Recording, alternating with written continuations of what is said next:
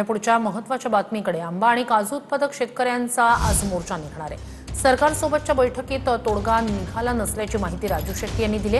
गिरगाव चौपाटी ते वर्षा बंगला या दरम्यान दुपारी मोर्चा निघणार आहे। राजू शेट्टी आणि विनायक राऊत यांच्या नेतृत्वात शेतकऱ्यांचं आंबा आणि काजू उत्पादकांचं हे आंदोलन असेल।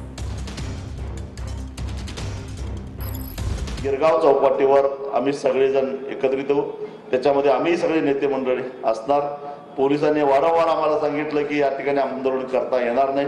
आम्ही त्यांना स्वच्छ शब्दामध्ये सांगितलं आम्ही आंदोलन करणार, तुम्हाला जे काही करायचं ते करू शकताय, परंतु जागा बदलणार नाही, आझाद मैदानामध्ये जाणार नाही, दुसरीकडे कुठं मोर्चा काढणार नाही। आमचा मोर्चा गिरगाव चौपाटी ते वर्षा निवासस्थान हेच असणार आहे आणि हा कैफियत मोर्चा आहे।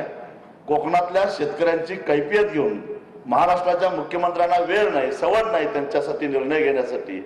NDRF मध्ये हजारो कोटी रुपये पडून आहेत, परंतु राज्य सरकारचा अद्याप प्रस्ताव सुद्धा गेलेला नाही।